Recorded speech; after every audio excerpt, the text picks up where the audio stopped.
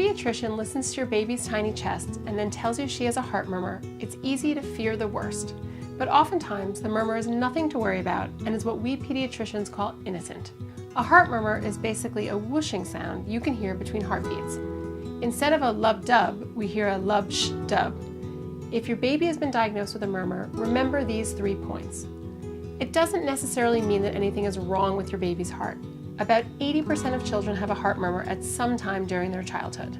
If your pediatrician says your baby's murmur is harmless, you don't need to restrict her activity or take her to a specialist.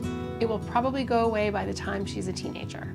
Your pediatrician may refer you to a pediatric cardiologist. This is especially likely if your baby is under 6 months old. The cardiologist will give your child an electrocardiogram and probably an echocardiogram, or ultrasound of the heart.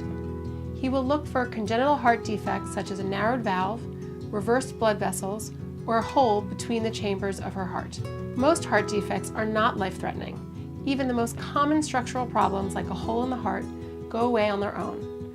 If not, they can often be easily fixed, and some conditions are treated with medication and close follow-up.